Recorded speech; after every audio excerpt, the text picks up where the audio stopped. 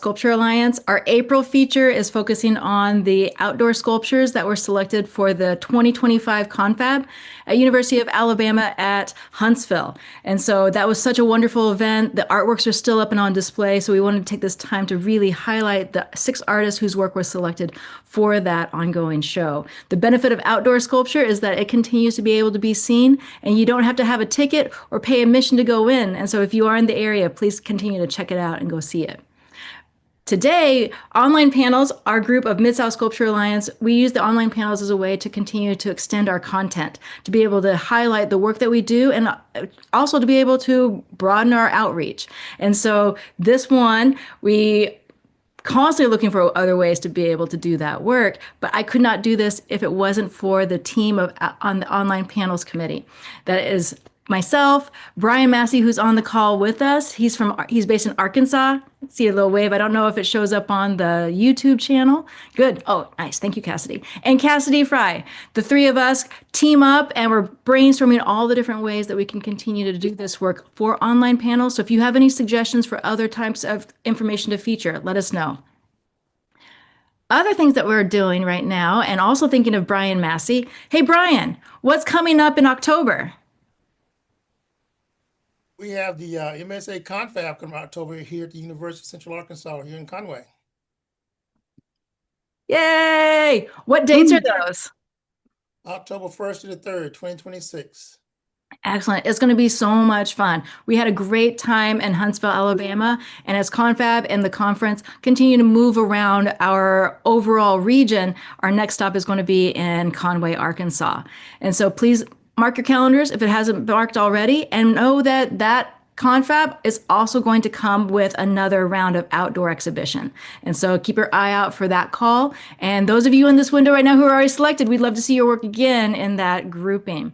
And so all the work that we do for Mid-South Sculpture Alliance is just, it's one of my favorite teams to be a part of. And online panels, the Confab group, but then also the outdoor committee. We wouldn't be here if it wasn't for the outdoor committee. And so the outdoor committee that is led by Durant Thompson, all the work to be able to jury, to be able to bring those images together, thanks to our administrative assistant, Chelsea.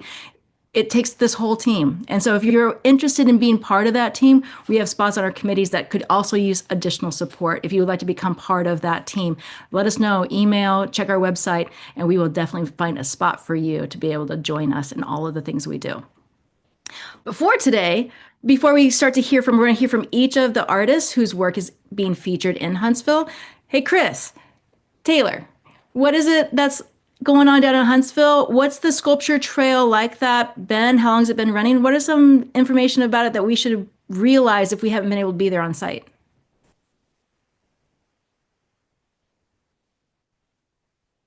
Oh, you're still muted. Yep. Can you hear me now? Yes. We have a beautiful campus that's very, very much pro art and pro, whether very student installations. My students right now they're preparing temporary public art installations for campus. We have a very supportive administration facility that helps kind of foot the bill for some of that. And we have a long history of public art going back to the 70s, where the university would commission pieces. And then in the late 90s, early 2000s, the Huntsville Arts Council, along with Glenn Dasher, who was my predecessor, kind of modeling some of the trails that we saw in Tennessee, started putting pads down and inviting artists to bring work. And from there, Huntsville really in general has exploded in terms of art. There's, I'm sure MSA artists have seen call for artists, RFQs and RFPs, everything from smaller opportunities to really, really great big nationwide searches for art. And yeah, occasionally we'll UAH we can convince our administration to purchase a piece. And sometimes that comes from the trail artists, or the piece that is actually on a pad or got installed. And sometimes it's that, we saw a piece that we liked in the portfolio through the application process. And, along with other potential construction going on campus, sometimes art can get folded into some of those contracts. And so, yeah, we have this a very I would say diverse approach to how we bring work onto campus. We're not just doing work on pads, but we do have work that's getting installed with more customized landscaping that's kind of meaningful towards that space and how people navigate through it. So we love sculpture and we love MSA, and I basically take my students around campus several times a semester and specifically look at certain pieces and look at techniques, welding techniques, the concept side of things. We have several pieces that were cast from the MSA artists, and it's cool to be able to show the students, hey, you can have a pedestal piece that's shown as an outdoor piece, right? And so it's just great. So I won't rob any more time, but we love sculpture at UAH, and I'm very grateful that we have an administration and we have regional artists that are willing to come here and share their work. That is amazing. And thank you for hosting the Confab of 2025. It was a great experience. And I hadn't been to your campus before, and getting to be able to be there to see the sculptures installed, it was definitely a treat. Thank you for welcoming us all. And that's so cool that there's a possibility that maybe if the stars align just right, that one of the sculptures, or maybe more than one of the sculptures from these artists, might end up staying with you longer based on what you just described, might be future opportunities. That's great. So with that said, we'll transition to the individual presentations. Cassidy, would you be so kind to share screen? The first images are for everyone to be able to see the artworks as a whole, like what the basically walkthrough of the campus is like. And then we're going to hear from the artist, starting with Suzy. If you would, when you're getting ready to talk, include an introduction about who you are, where you're based, a little bit of information about yourself, as well as your artwork. That'd be so wonderful. Yes. So, oh, look at it. Look at that great smile. And there's Ari's piece. Nice. Chris Taylor, great job of installation and selection of locations that really work with each of those pieces. And Suzy, if you'd be so kind. Hi, everybody. I'm Suzy Hendrix.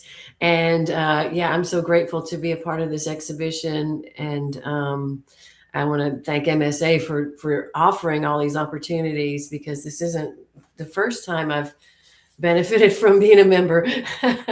So what I wanted to share with you guys is basically this sculpture that's on exhibit is it's called Dalle de Verre. And it's a material, it's a medium that is very, very thick exterior grade glass. So you can't, well, I guess you could damage it, but you'd have to try really, really hard.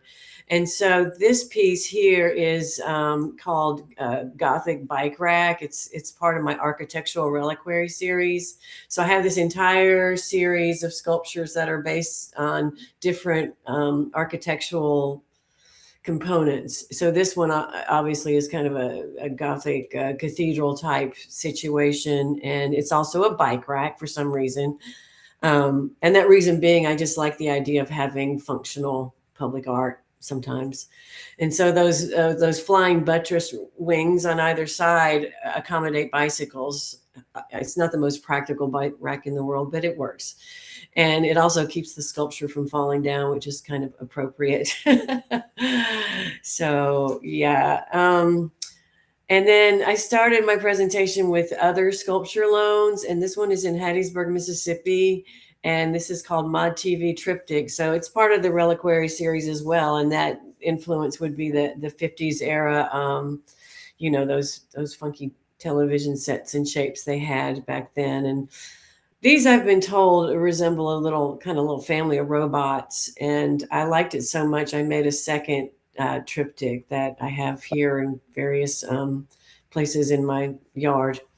And then this one is in Madison, Georgia, and I just installed it last week, as a matter of fact. And this one's funny because it's a meditation pod, and that's what the name was. And I submitted this one sculpture maybe 5, 8 times to different sculpture loan programs, and it never got any interest. And then I changed the name, and I don't know if that was a reason, but I changed it to Portal, which I don't really like, but it works. And so this one, a lot of people say it looks like a confessional, or my husband says it's a penalty booth, but it's influenced also from, kind of the Asian architectural influences. And I've been told the mosaic kind of have that Catholic religiosa type thing, but it's whatever you want it to be. So it's steel, mosaic, and Daldever. And so I have another theory that's called the Throne series, again, functional art. And this one is called Cubic Throne, and it was on loan to Mercer University. And yes, sometimes people do buy because the university bought it and donated it to the city. And there it is. Yeah. And so this is something I'm working on right now. And this is for Jackson, Tennessee. And it's the client was very demanding. I was finalist, and I really had to go an extra mile to win this commission, because they wanted an archway type figure, but they didn't really have an archway type budget. And so I compromised by creating these two pieces that are on either side of a large walkway, and they reach out and kind of meet each other in the middle. And so, that's going to be, it doesn't have a name yet. I just have the models, and the drawings right now. So we're doing that, and it's due in August. So that's that one. And then this is, I don't have a name for it either, because it's a series of 6 sculptures, 2 murals, and asphalt design. And there were different artists. There were 2 artists that did the murals and an artist that did the asphalt design. And together we created this plaza in this historic neighborhood in Memphis. And one of the things they wanted on the upper left there is they wanted to represent and celebrate their rich history in civil rights. This is where, sanitation strikes were going on and leading up to the assassination of Martin Luther King. So this neighborhood is ground zero for that. And so I picked that fist as a I submitted it thinking people would shoot it down and say it was too controversial, but luckily they did not. And then behind it, there's another pair of trees that kind of create an archway again, similar to what I'm doing in Jackson. So you walk under that and enter into this green space. And then on the lower right, that one, the community, I really, really did a lot of community presentations. And that one is symbolizing, they had this Cotton Makers Jubilee Parade. So that's what that symbol is. So, and then this is also something I did near my house, and it's in this big refurbished building called Crosstown Concourse. And it's just a dividing wall between the pool and the public, and there's fountains in front of it. And again, it's Daldever in an aluminum frame. And then I loved working mosaic, and this is one of my favorite pieces, but it's really, really old, and there's 7 sculptures, and it's like a Zen garden. And that's here in Memphis. And then the last one, I think, oh no, that's not the last one. This is a private residence. And again, the same materials, aluminum and Daldever, with a lot of sand and pebbles from the location that I incorporated. And then the final one is one of my favorite pieces. It's just a big red heart, and it's got a colored mirror, little feather top, and that's in Las Vegas. And now whenever my family goes to Vegas, we have to go there in Mandalay Bay. And That was during 2020, and so that's why the face mask and so forth, but it's one of my favorites. And that's it. So Thank you so much, Suzy. That helps tremendously to see the range of the work that you've been doing alongside before, but also still. And so it's great to be able to see this and see what's coming next. Thank you so much. yeah. Thank you. Next, Andy.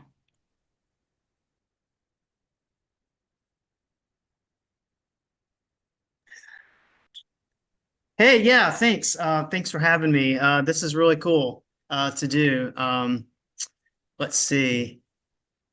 This is my first MSA exhibition, was getting this down to Huntsville, and having lived in the Southeast for a long time, I had heard about MSA, but I was like always a little, I don't know, had a little distance from it somehow. So I'm glad. Thanks for welcoming me into the Huntsville show to be part of it. But yeah, I'm here in Norman, Oklahoma, working with Letitia Bahuyo at the University of Oklahoma, and which I've been here for about a year, and this is my work here that I did in Arkansas when I was living in Little Rock area for like 5 years as a private fabricator of public art for a couple there, and then making my own work at the same time. So so being here in Oklahoma at the university has been great to get back into like academia life, and like with being around students and professors, and it's very nice. But in Little Rock, I was able to get this done. It took about 2 years. So with a full-time job and like making other people's art, basically, this one took a while to do. I'll talk about it a little bit. This is a picture of it in like a art festival in North Carolina. I can't remember exactly the town, but it's in like the Durham Research Triangle. And that's a pretty cool festival. I can't remember the name of it, but this one is kind of a play on like the Eye of Providence, and like kind of mutating that that idea. A lot of my work is about like sort of like spirituality, and like coming from like a Christian like upbringing, and like looking at like I did my research in grad school about auras, and so I've kind of like what could be an aura is kind of how I started this body of work, and it's kind of morphed into like clouds and like weather, which is kind of neat to be in Norman. There's like the National Weather Center here. So I'm kind of like thinking about that in my future work. But this piece is sort of like, basically the idea came from the summer of George Floyd and the summer of 2020. And if you go back to that era, like there was a lot of fear in the kind of the national like sort of world, I guess. Like there was like we had like an election coming up, and we had like an incumbent who talked about he wasn't going to step down from his presidency if he lost. Like we all know what happened now, but like at that time there's a lot of fear. There was like COVID running around there going on. There was lockdowns. We were all like shut into our houses. So this piece basically came from that. Like we were all like looking like secluded in our houses, looking at stuff, looking out. And yeah, I don't know. It's kind of like this, like an angel, but also kind of like it's meant to kind of be kind of freaky. So, but basically, yeah, it also same kind of thing. Like I'm also like dabbling with ceramic for that previous piece and this piece. This is like one of my first, for both pieces. Like I'm like getting into ceramic work so I kind of have like a metal background, more experience with metal fabrication. So for both of these pieces, I got into pottery and was like, how can I utilize pottery and ceramic work in outdoor sculpture? So both pieces are kind of like related in the sense that just on a material level, like they're like fired, high fired, like soda fired and wood fired pieces, caulked and glued and like mechanically inserted into like fabricated steel or aluminum in the previous piece. So anyway, this piece is about hurricane a hurricane too. So like yeah, we can move on to the next piece. Yeah, this one is I'm about to put in Salina, Kansas and this Sunday. And this one's pretty cool. It's about more like during grad school, also I was like interested in auras and utilizing like thinking about yoga moves and like ecstasy and like transformational, like the feeling like when you're exercising and you're going through like a euphoric feelings. And he's like riding like a wave of clouds. So again, like what's an aura? What's a cloud? What's a spirit animal? Like what are these exterior, like trying to like sculpt like external like feelings into physical matter kind of idea. So yeah, Wind to the Dove, that's what that's called, all cast aluminum. Here's another cast aluminum piece. This is a little bit older. This has gone through, this one's in Michigan, which is kind of interesting. And okay. Transformational revisited. So it's been like revisited a couple times. I've like made the bottom portion like 10 years or 5 years after the front top portion. But cast aluminum, fabricated aluminum, and bird with wings. I don't know. Self-explanatory. So this one, yeah, this one's I love this one makes me laugh because it's so weird, but it just love to get this one out there for kids to see. It's just like it's like thinking about like a kundalini on the outside, like the interior inside, like studying Hinduism, but he's like unleashing his like inner kundalini out there. So yeah. But this is powder coated also, which that was like at the height of my powder coating technique. So which I'm getting back into now. Yeah, so this one, that's powder coated too.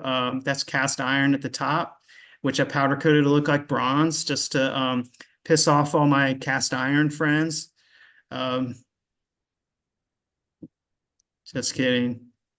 This one's cast aluminum. This took a whole year of grad school to make this. And I have like a bunch of pictures of this in different areas. So I submitted just a couple of them. I just think that's kind of interesting. We're talking about like if we talk about like where things go or that kind of thing, like it's been it was in Hattiesburg in that same location, by the way, Suzy, as your other piece, like in front of that church. I took that photo out, but I almost put it in.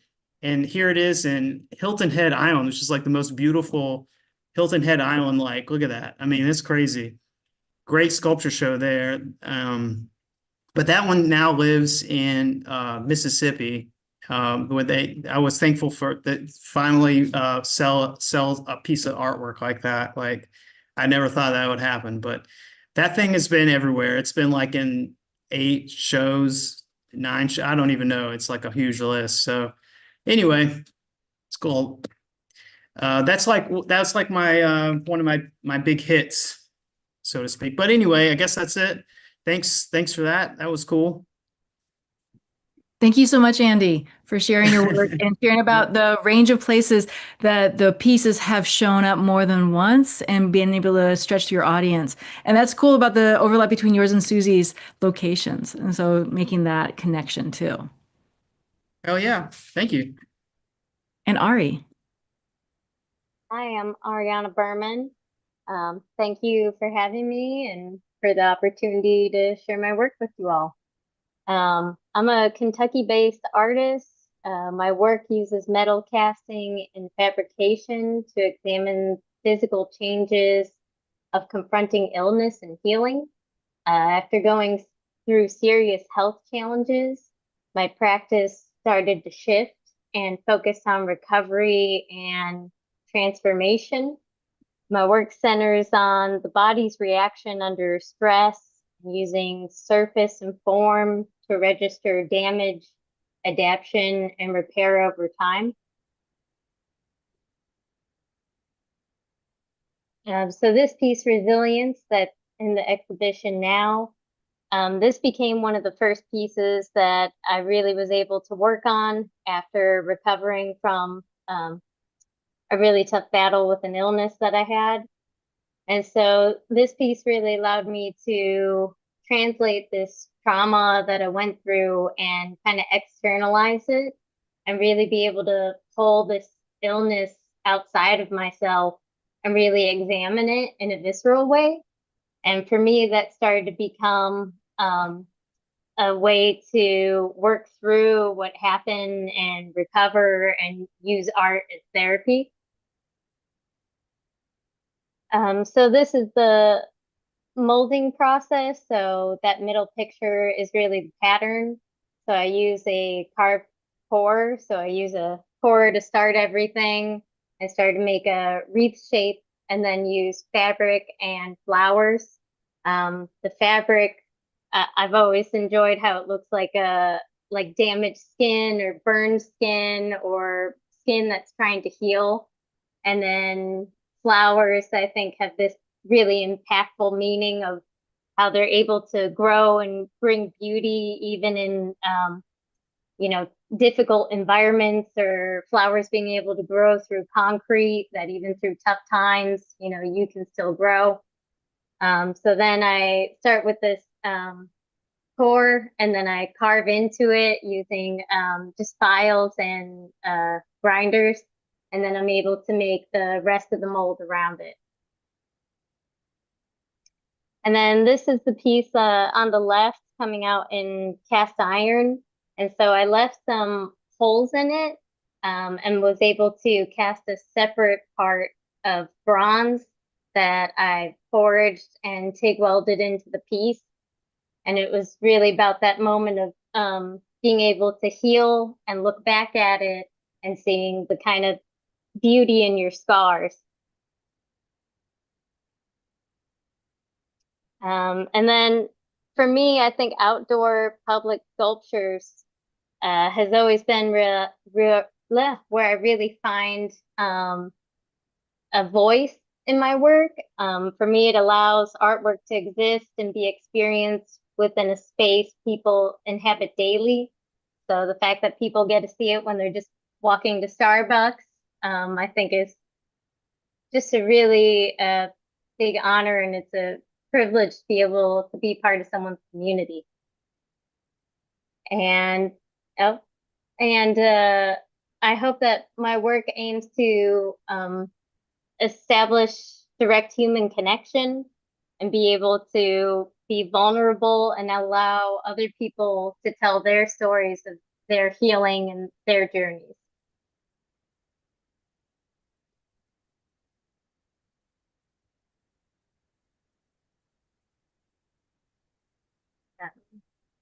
Yeah, I think. Thank you so much for that's all sharing I about got. your work. Oh, there's my timer. You're so good. You had everything clearly put together and like helped us see through your work. I really appreciated being able to witness the cast process to be able to yield that piece that's on their campus. And absolutely being able to walk by it as people are going to class, going to Starbucks, interacting with the space at their campus, but then also you sharing your story about where this came from. Thank you so much. Thank you. And next, Andy. Yay. Hi, everybody. Yeah, so this is rad. And the panel is filled with luminaries. Awesome. Okay, so this is Harbinger. my practice is really driven by using industrial materials as a kind of a vehicle to explore the world. I've always kind of been I make the analogy of the little boy with a pocket full of rocks. Just everything around me is just fascinating. And I use a lot of influence from, biology and geography and architecture and machine forms and into more esoteric things like semiotics and sociology and psychology to kind of find my way. Because I don't really start with an idea. I just kind of I follow the materials around. I work from salvage. But this piece was important in a lot of ways because it began its life as another one, and it got cut up and then reconstituted into this piece. And this is from an exhibition a couple years ago at the UAH Sculpture Trail with the University of Mississippi. Shout out to Durant and the crew down there. And then this piece went on to be acquired by a private collector. But I think it's a good example of a lot of the research I've been doing with forms and composition and materials. Because I think the thinnest metal on that thing is like 3/8 thickness. It's only about 10 feet tall. Next slide. This is Navigator. This is another one that's part of the same series that the piece at Alabama is from, where I'm I'm calling it the Charon variations after the boatman over the river Styx. This series, I really wanted to kind of explore allegory and as a way to kind of approach cultural symbols of death and grieving, mythological things and abstract forms.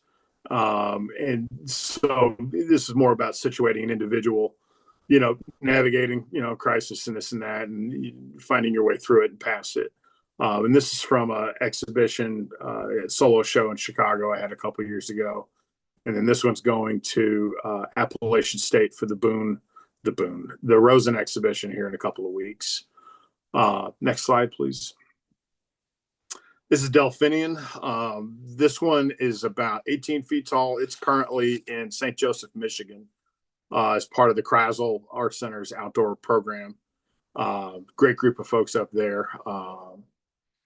And then this one is actually built from the remnants of a piece that got hit by a car. Got my feelings hurt. Had another piece in Chicago and 2 carloads of 22-year-olds playing bumper cars on the ice. And so this piece kind of started from the remnants of what was left, what was usable. And the title is taken from, the notion of Delphi, the oracle. And, basically looking at the process as being the teacher, at a certain point where you just kind of got to keep going and find another way to make a piece with it. Next slide. This one is currently in the last Rosen exhibition at Appalachian State.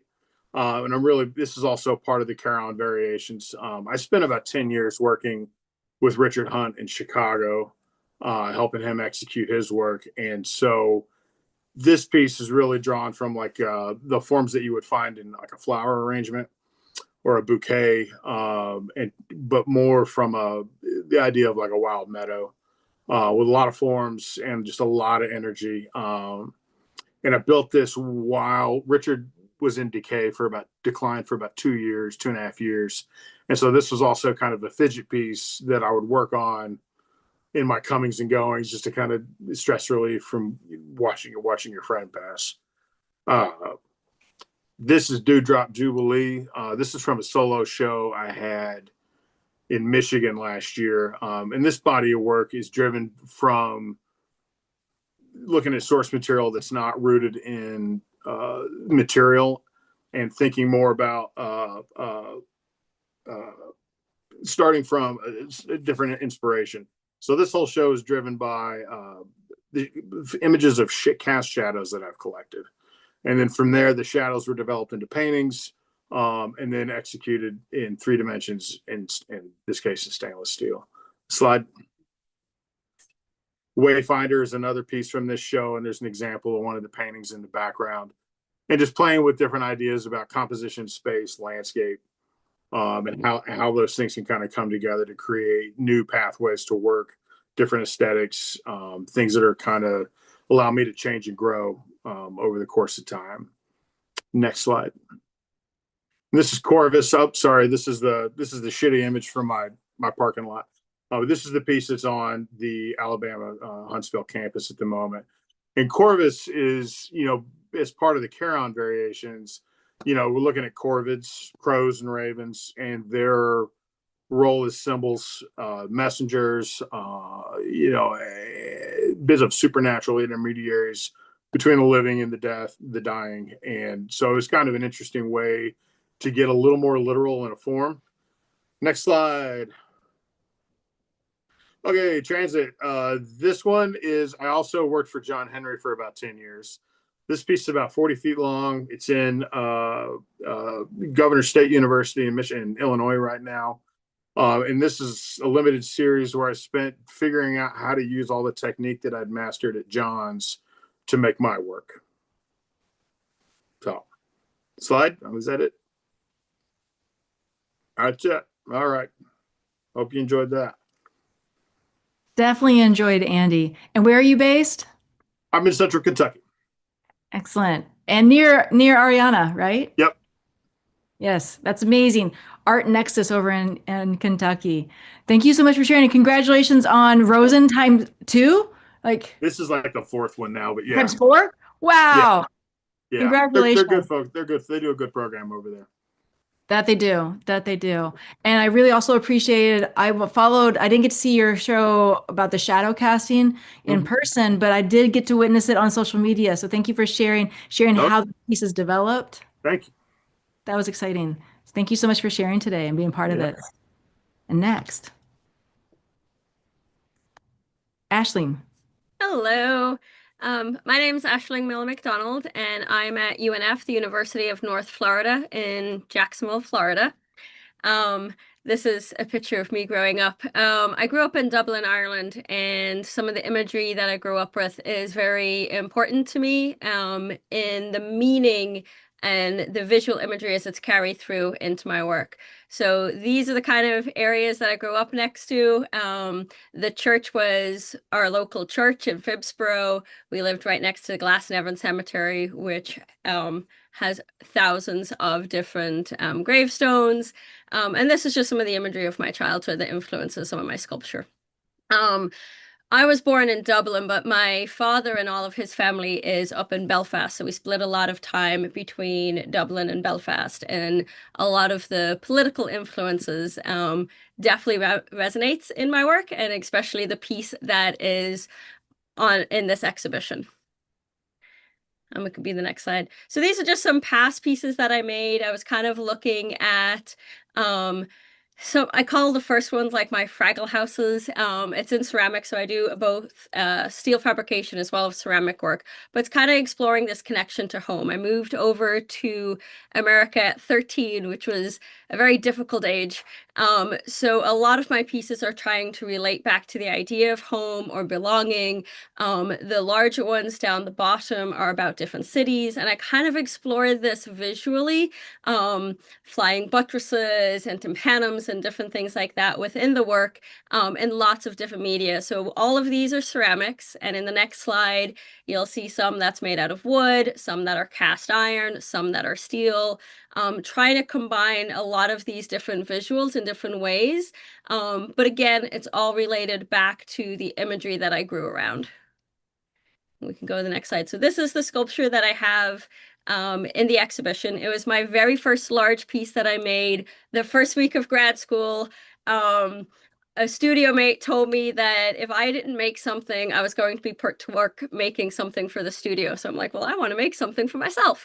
So I made this sculpture, and it got into its first show when I was in grad school, and it has been in a different show almost every year since. So it's definitely traveled all around, up and down the East Coast of the United States, and it's gotten me multiple commissions through this visual symbolism. But you can see that's kind of related to the architecture that you see in a cathedral or a church. So we can go to the next slide.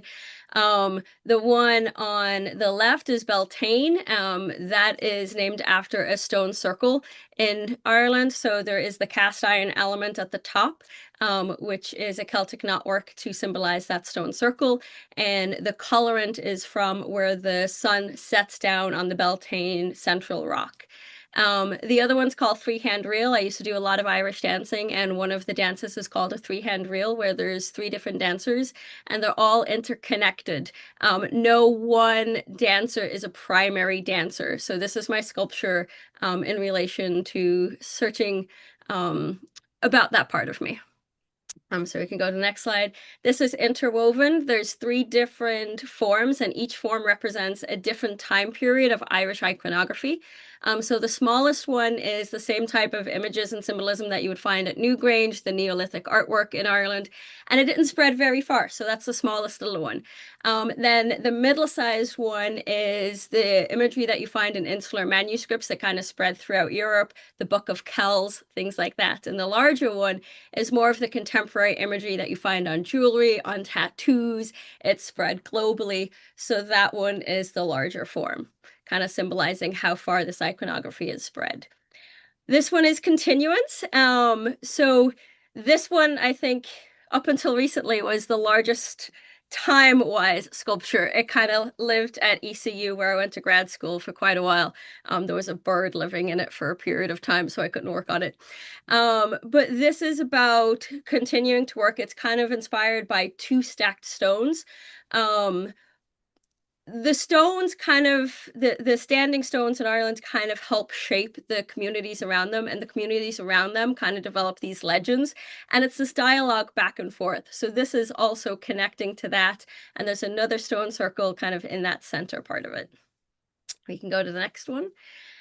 This was here, there, and the spaces between. There's the 3 different forms. The smallest one was symbolizing me as a youth, and it's got an Irish like a shamrock on it. And then there's one that kind of represents the scene, that transition. And then one, it's red and blue, it's got an American star on it. So it's kind of exploring my placement in like my Irish identity and the American identity, and the collaboration or the conflict between the two as an immigrant. And really trying to connect back to it, because as a child, after I moved over here, it was a very difficult transition, and I kind of denied it for a while. So these pieces in grad school were really trying to help connect back to that side of me. So we can go to the next one. This is across the pond. So most Irish people refer to the Atlantic Ocean as the pond. So on this bridge, there's a little Celtic harp, which is the symbol of Ireland, as well as an American eagle, and it's talking about that disconnect between the 2 sides. This is a piece, a commission that I got here called Dwindling Tide, and it is the start of this form that I use on a regular basis. It kind of represents youth and innocence. Here, these are all pieces of scrap that was taken after one of the major hurricanes came through in Amelia Island, and the place was kind of devastated. So they put out a call to artists to come and get some of this material and create artwork from it. So all the fabric was taken from umbrellas and chairs and coolers that had washed up on the beach, and it was affecting how the turtles were laying their eggs. So it's kind of like a statement that this is a very delicate balance, as we as humans need to take care of it, or else we won't have these sea turtles anymore. So this was a commission that I got from the Jack's Chamber through Preston Haskell. And this is when I started to kind of pull away from my piece solely representing Ireland, but kind of thinking that I have found my community, I've kind of found my home here. And it's talking about the 2 different sides, then kind of elevating or raising up that pod in the center that I kind of use as, again, that idea of youth or innocence. So again, the same form. This was a commission for Atlantic Beach. So they wanted a singular form for the space. So again, it's related back to that architecture. This was a commission for the Jacksonville Jaguars. So it's outside their new stadium. And again, it's those curves are representing different sides of the community and how community needs to come together to really help elevate and improve for the next generation coming up. And this was one of the recent ones I installed back in 2025. It's called Surge, and it is about emotion. It's about waves and how emotion can overtake you very quickly, and what can be a good emotion, what event or something could be good for one, can be very horrific for somebody else. And to just help everybody, always try to elevate people and not to be judging, because you never really know what other people are going through or how they're perceiving it. And this is just some of the other stuff. I wasn't quite sure how much time we had. So these are some of the recent things that I've been making, different commissions that I have. I make a lot of trophies now, for some reason. But I do a lot of different things. Thank you. Thank you so much, Aisling. It was great to see. And thank you for sharing some of your story about where these ideas and the forms have come from. Also sharing some of the scale between that largest one that you were showing a second ago, but then the little miniature ones in a way, the trophies, the more, the delicate. So the range of ways. Most of my ceramic pieces, it is using texture as a form of narrative, and they're really small. Like I use tweezers to put them together, versus the steel pieces. I think the largest one was 21 feet tall. That's a range of tools and scale. Thank you so much for sharing. But then how the dialogue though is still a thread and it's connected, but allows for different audience engagement. Yes, certainly. Thank you. Great. And next, and last but not least of our artist presentations, Chris. Hello.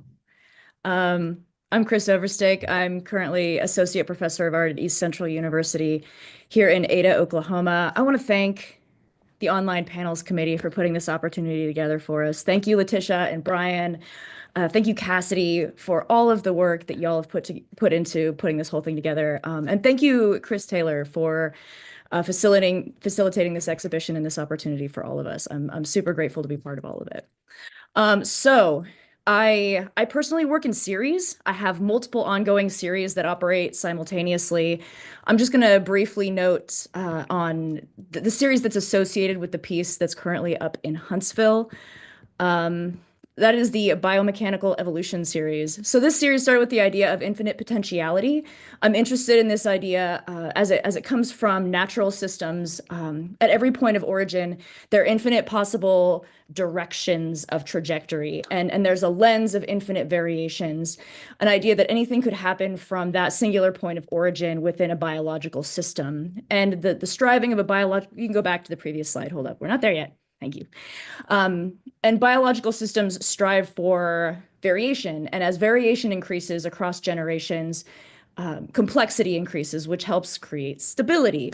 And the more variety is present, the more complex the system, the more likely the overall system is to withstand stress or changes in circumstance. You can go to the next slide now. So I was introduced to that idea in an art practice by theorist Dr. Amber Schoon, the idea of a work of art containing that infinite potentiality, the concept of a blank slate, that every decision that you make can shift the lens of potential outcomes. This is number one. This is the very first in the series. This was poured off of Peachy Keen in the Chihuahuan Desert. I really like the parallels of sculpture and creative practice having the capacity to evolve the way that natural systems evolve and perpetuate that variation and complexity. This series is based in repetition of form and process using industrial media. I have a background in industrial metal fabrication where I produce the same objects again and again and again. And that repetition was in pursuit of this concept of perfection on the basis of sameness.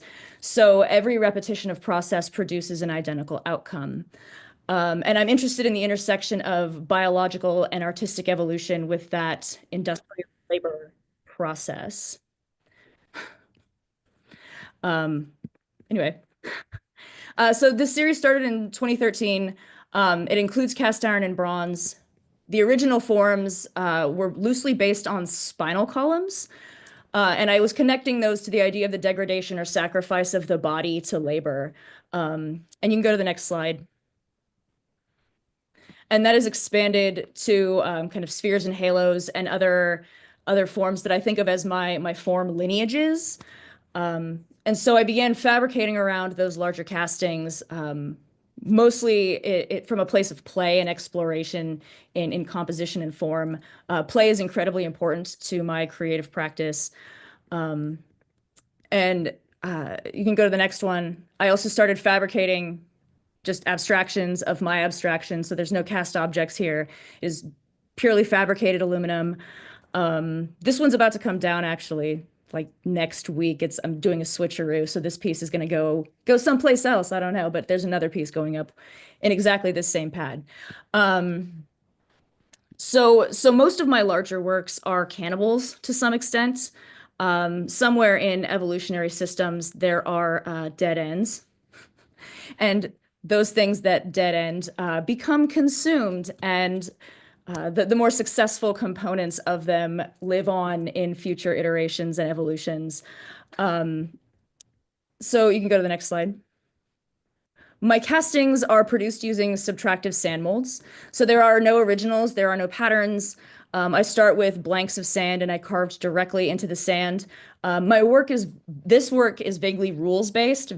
There are rules that direct each form lineage. And each of the molds have varied in size and complexity. You can go to the next slide. This is one of the largest ones I produced. And there's no way for me to create a duplicate of any one of my castings because there is no capacity to replicate from an original. They are made explicitly to pursue deviation. So despite the fact that I'm replicating the same rules-based process, they're forced to deviate and extrapolate on previous generations. So you can go to the next slide. I'm going to talk a little bit about the Huntsville piece. These are two castings. They're both cast iron. They both lived previous sculpture lives in previous objects, and I cannibalized them to make this one. You can go to the next slide. So to put my iron castings into a larger steel structure, I drill and tap them. I don't weld to my cast iron. So they're drilled and tapped, and then I thread steel rods into the iron castings and then fabricate around them to trap the casting in place. I have a knife forge at my house that's open on both sides, so I can feed larger pieces of steel through it and heat it and manipulate them and get them to the forms and shapes that I want them to have. You can go to the next slide. And then I just play with them. I move them around, I tack them in place until they capture the movement in the form that I want them to have. And then I build in other components to create that structural integrity. So a lot of the process is very organic for me. So I'm very much physically sketching and drawing in space with the steel relating to those cast objects in time. And then you can go to the next slide. And so on this piece, I kind of avoided color for a long time in a lot of my work. I referred to homophobe because I was hesitant to veer into color. This piece, I kind of went back into the spinal column reference with my castings and went with a flat white to give them a really strong bone association, which I very much like, and I've been doing more of. It also really helps amplify the physical texture on the cast objects themselves. And then the red took on this kind of very muscular red, giving it a little bit of a body horror, this kind of torquing and twisting to kind of amplify that original reference back to the body. So yeah, thank you. Thank you so much, Chris. That was wonderful to be able to see and to be able to witness like all those variations, the potential for potential. That with the rules base combined with the idea of cannibals, there's an end, but even then you could even hear the additional rules that showed up along the way that sometimes you still break. So yeah, thank you so much for sharing, and congratulations on the upcoming shift of the sculpture for the sculpture pad. So that's definitely something like moving around. And so we're going to move from here to full questions. And so I know Chris has a couple of thoughts and questions, and then Brian's watching the YouTube chat. So if there are any questions there, but if not, I know we have a few more. I need to run, unfortunately. And so I have middle school carpool doesn't stop. And the side eye that you get if you are not in line early is powerful. So I have to run, but thank you all. Continue the conversation. I look forward to following on YouTube. Thank you so much. Woo. All right. So currently we have no questions on the YouTube, but we did Oh have man. some, I know, put it in the chat, y'all. But we do have some questions in general. What I can jump in with some questions. yeah. I get to enjoy your work every day as I walk campus. And so and you know, I got to meet most of you all. I didn't get to meet Ari in person because I think I was out of town and anyways, but I guess first question is for Ari. You have managed what I feel like has always been a conundrum for me to put a smaller piece outside and it worked. And so we have this cast piece that is on this beautiful concrete pedestal. And my question is where did you get inspiration to decide that that was going to be an outdoor piece and that it could kind of live in a sculpture trail like ours? Well, I think whenever I create work, I usually envision it being outside.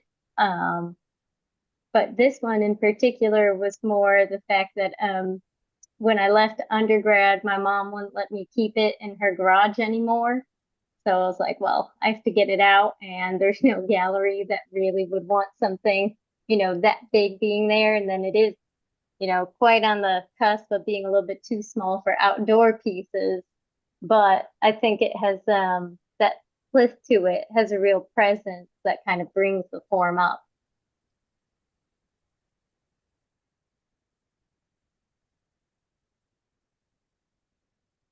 I have a I couple was with my questions for class anybody can answer this yesterday. question. Oh, yeah, go ahead. Is Chris talking? My bad. Sorry, Chris. Didn't mean to Go interrupt ahead, you. Brian. By all means, go ahead. This question is for any of the panelists. When you're dealing with outdoor sculptures and things of that nature, how do you balance durability, budget, the concept of developing your work as you go through your ideas? Well, I'll start on that one. I work from salvage, so budget is whatever I can afford as far as abrasives, and the things to make the work. Because I've managed to go. I've spent money for metal before, but it's been about 10 years, and I've gotten really good at being a scrounger. And because it's industrial waste, the stuff's thick. I think the thinnest metal I work with is like 3/16 in mild and eighth inch in stainless. And that's, you can hit it with a car and everything's going to get tore up. Yeah. I've had pieces survive tornadoes. There was a big one in Chattanooga a couple years back, that it picked up a whole sculpture, the concrete out of the ground and threw the whole thing on the ground. And I had to buff a few things, popped a seam here and there, but it's fine. And so, there's ways to work, and this is mostly directed at like a younger audience. You don't have to spend a lot of money to make durable work. But then also too, not everything has to be durable.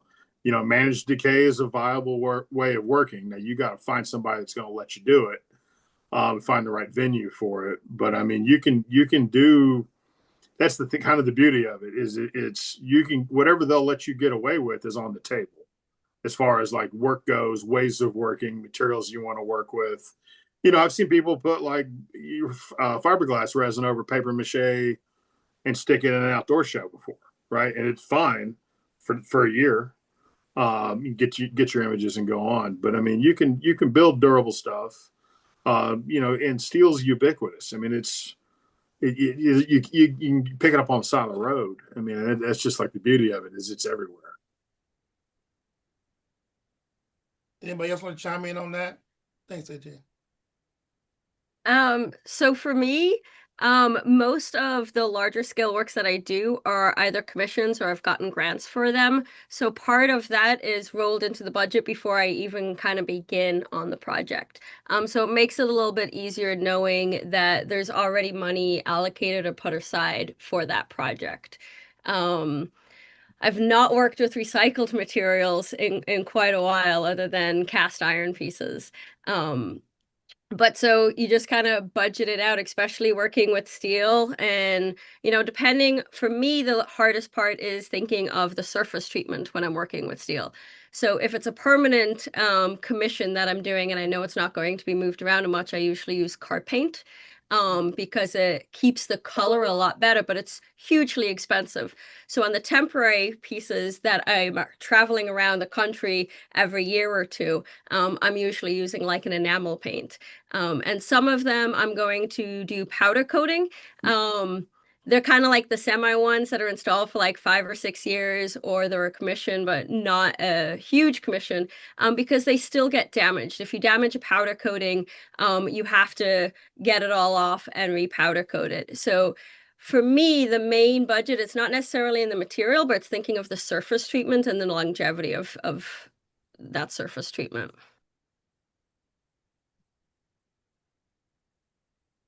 Thank you. Sculpture want to jump in on how they handle durability and budget? I'll say for me, patience. Everything doesn't get done on the timeline that, like, I'll start the piece, I finish the piece, and then it goes out into the world. There are pieces that are in various phases of progression. So as I have the resources, I'll get the materials to make that next step, and then I'll have to shift focus to work on something else until I have the resources again. So everything kind of moves and fits and starts. So I have another piece that's going to Sculpture Walk Springfield in a couple of weeks, and that's how I built it, just in phases. So I got the casting, and I got enough steel to make the initial object, and then I got another piece out somewhere else, used the funds to buy the steel to build the next phase. And so it was very much just like budgeting myself through the construction of this object until I had it finished and was ready to shop around. So I am in academia primarily, so I have a paycheck to pay my bills. And so my sculpture, especially on a large scale outdoor work, I do definitely build it when I have the resources to build it, and work it that way. Another Yeah, I question would say have like is, we deal with, you guys deal with various scales, and so transportation, getting it to and from, how do you guys deal with that? Buy a truck. By a truck. I think that would make a great book. Is like how all the sculptors move their work around. Someone should work on that. But like, yeah, I love people that the artists that have like a built-in crane in the trailer kind of thing. I think that's really cool. I just have a pickup truck with a cap that comes off, and I have a little trailer. But yeah, kind of like Chris Overstake. I kind of do, just jumping off of that.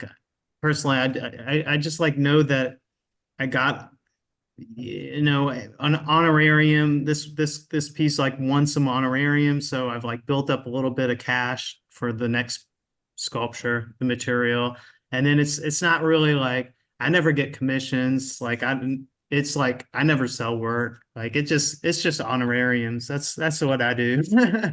Like it's just like, so, which is fine. Like I met a sculptor a long time ago. I think it was Morin out of somewhere in Ohio, and Sean Warren maybe, and he was like, he was giving me some like passing on some advice. He was like, you guys should just do these outdoor shows. Like you're gonna make work. This is great. There's so many of these shows to do. Like just eventually you'll build up enough work to like you can start getting like an outdoor exhibition, like solo show. So I was like, that's a great idea. Just like make these big pieces. There's enough outdoor shows. You can move them around the country. And then maybe that's not your regular gig. Maybe it is. there's people that do that too. That's the regular gig, is like these little outdoor shows, and then every once in a while they sell a piece, or you know, they can then get the experience to do a giant RFQ like Ashling's been able to do, and some of us here.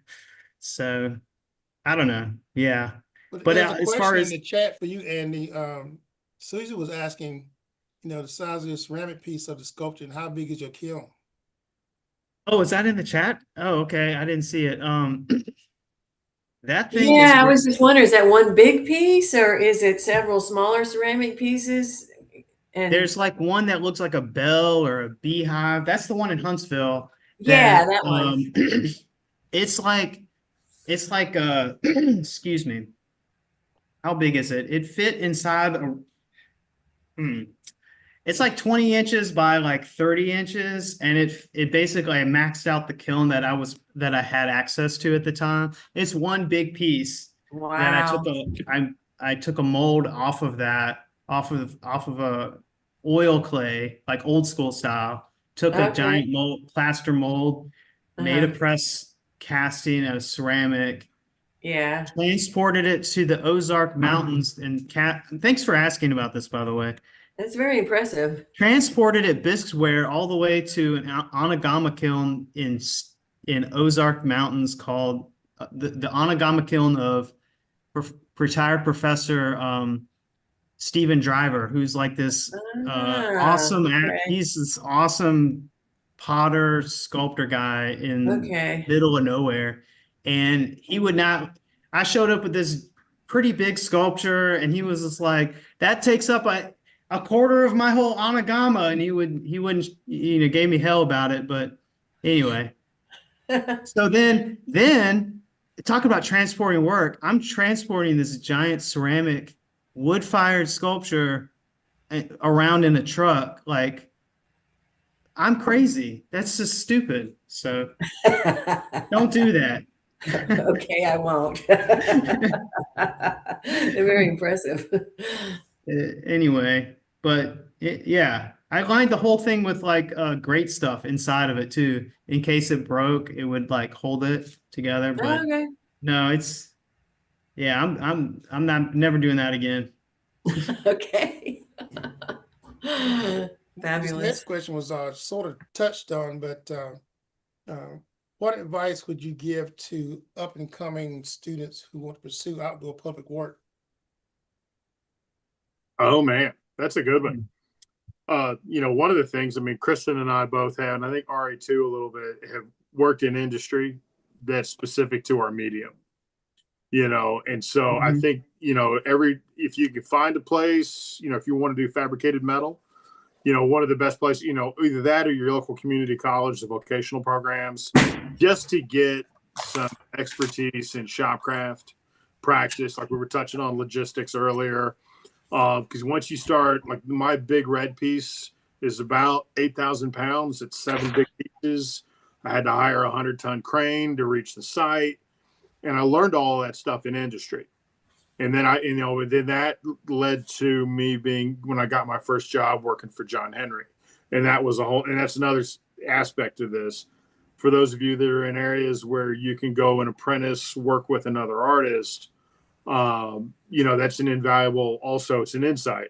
What are they doing right? What are they doing wrong? What fits for your practice? What doesn't? What's appropriate? But like starting at that first thing, like I worked at a structural shop when I was in graduate school. We're slicing up I-beams and building handrails. And the drudgery of that, as Christyn alluded to, but also, the drudgery, like, sculptures work. We're not running a freaking resort here. And so you got to learn how, and that's a great way I think for a lot of young people to learn how to knuckle up and get in there and do what needs doing, whether it's transporting a huge ceramic piece or figuring out how big of a thing you can stick in a powder coating kiln, how you going to transport it. You're going to hire a truck. You got a truck, you got a friend, you got a favor. You got to make it in parts so you can fit it into that powder coating. And I think that's one of the fun things about outdoor art is its never-ending cycle of problem solving. Yes. Right? We create these insane problems for ourselves just real dipshit moments. And then you got to figure out how to move it, right? And then you got, or in your own shop, you got to figure out how to flip it over. I didn't have a forklift for a long time, and so, okay, solve that problem, defeat gravity, 3 times a day until the sculpture's done, and so I think that like a great on-ramp and an accessory to the university education is some kind of trade skill, my first job as a kid was framing houses. And so like tape measures and material handling and hand tool use and etiquette and expectations on job sites, right? We're not showing up hungover again, if you want to keep this job, which I think is, because that's one of the fun things about this branch of sculpture practice, is that we are at the intersection of blue collar and, academic elite practice. We're the bad news bears. Most of us have academic training, but most of us also have some experience in the real world, because you're going to have to speak to Jim Bob at the crane yard. You're going to have to deal with the trucker. You're going to have to deal with people who have very different backgrounds than you. And one of the great ways to learn how to do that is spend, 40 hours a week in a shop with them. 40 hours. 40 hours a week. Where were you working, Andy Light? Part-time job. What are you talking about? Anybody else want to chime in on that? Well, I think there's nothing like doing your homework, like you say. And then the next step, I think, would be, getting your work out there. And I think the sculpture loan programs are an awesome way to do that and to, get your feet wet. And you can see people's work and interact with other, installers and so forth. And I think that's a great step. And joining MSA was a big benefit for me also to, move forward. And another thing, and a couple of you already do this, but I think like if you're an artist and you need to make a living, I think teaching is a great way to go, because you learn as you teach, and you're in the art world still. So that would be another piece of advice I'd give a young person. Yeah. For me, I always tell my students, if they find something that they're interested in, to apply. A lot of them are always concerned, I don't have something good enough, or I don't have something big enough, or I don't have something that fits.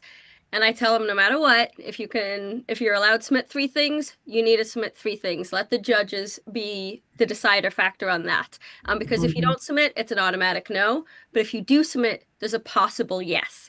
Right, that big sculpture that I got from the Jacksonville Jaguars, I actually originally was going for the bike racks because I felt that was within my means. And I spent so long putting together this awesome proposal for bike racks. And then I was like, well, I've been working on this other thing. Let me just submit it. And then there was one other one, and I had like 2 seconds left to midnight. I'm like, yeah, I'll just throw together this idea real quick. And that's the one that got selected. Which completely, I was like, shit, now I have to make this thing, because I wasn't prepared for that at all. But it's always submit, always try, because you never know what's going to happen. And I think if I can get them past that, a lot of them are going to be more successful than they fear.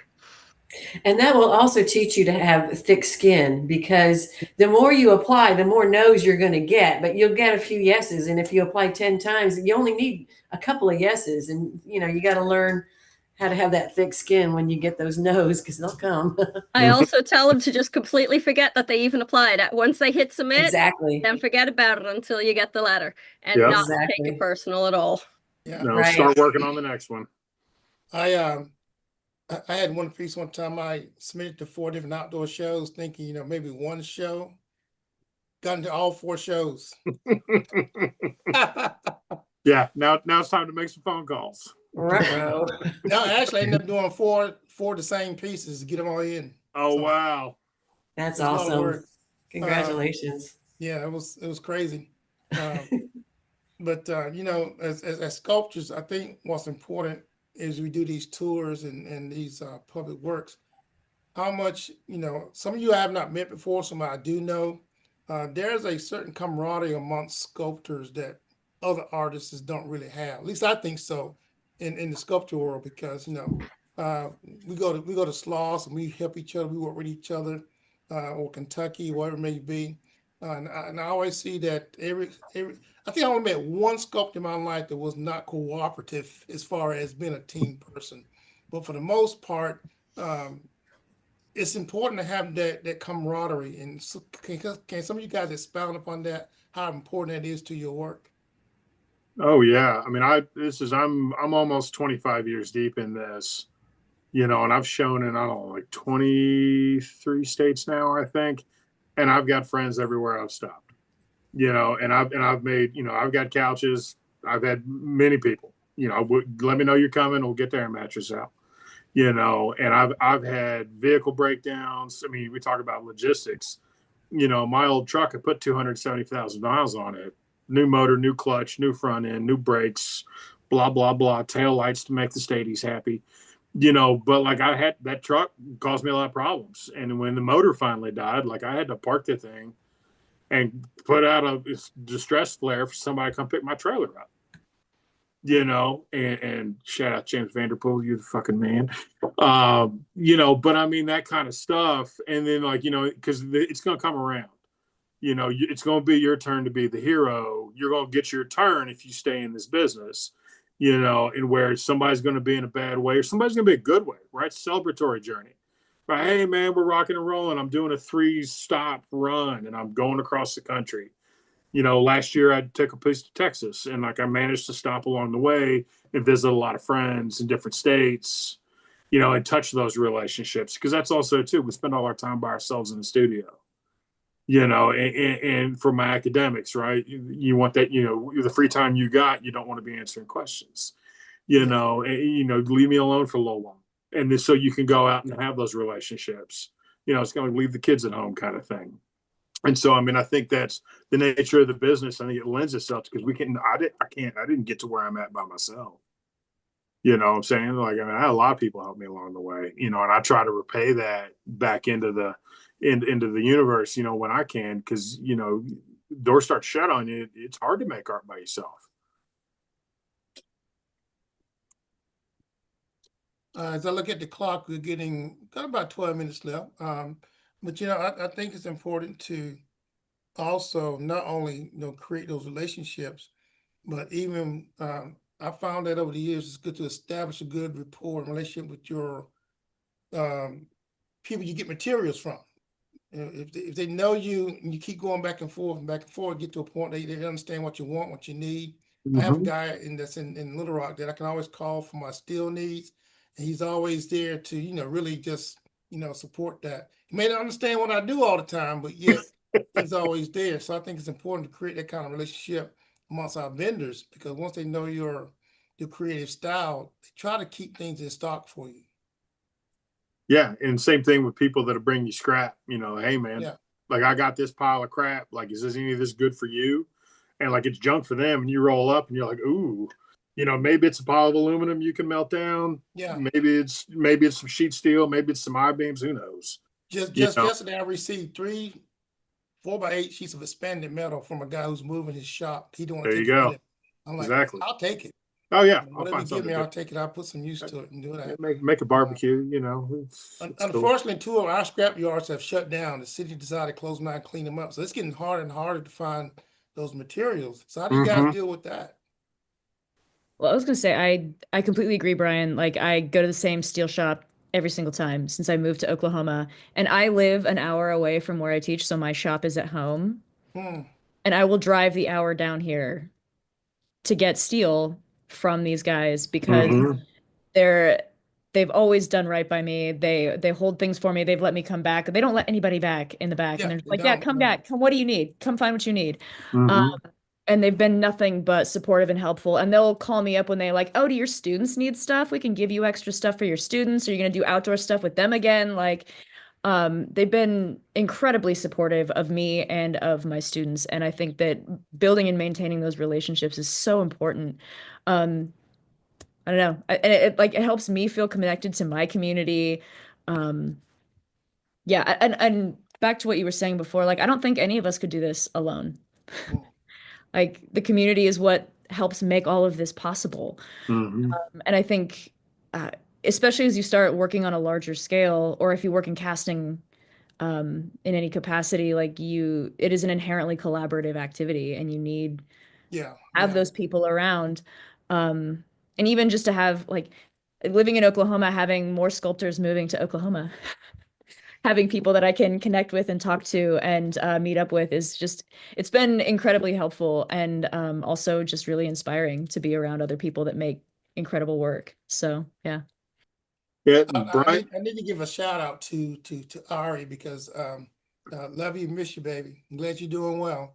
I watched her manhandle these 6'9" guys at Sloss with a gloved hand, and it was just amazing to watch her. She was like a tiny woman amongst these giants, and she just manhandled those guys at that conference. And I just want to give a shout out to you for doing that.